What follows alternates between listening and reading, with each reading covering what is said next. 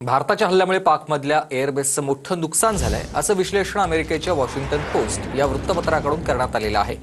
पाकमधील satellite इमेजचा वापर करून Washington पोस्टनं हे विश्लेषण केलेलं आहे। भारतीय हल्ल्यात कोणतंही नुकसान झालं नाही हा पाकिस्तानचा दावा अमेरिकेच्या प्रतिष्ठित वृत्तपत्रानं खोटा ठरवलाय। भारतीय विमानं पाकिस्तानच्या हद्दीत 100 मैलांपेक्षा जास्त अंतरावर पोहोचली होती असं वॉशिंग्टन पोस्टनं म्हटलंय।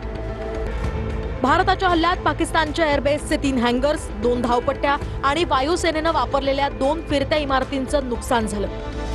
वॉशिंग्टन पोस्टनं 27 सॅटेलाइट इमेजेसचा अभ्यास केला।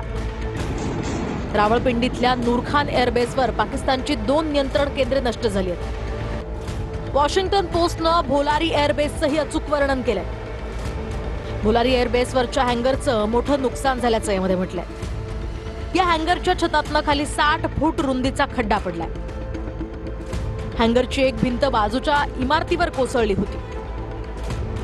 भोलारी हँगरमध्ये airborne early warning and control system विमान असतं। या टेहाळणी विमानाची किंमत 10 कोटींहून अधिक आहे।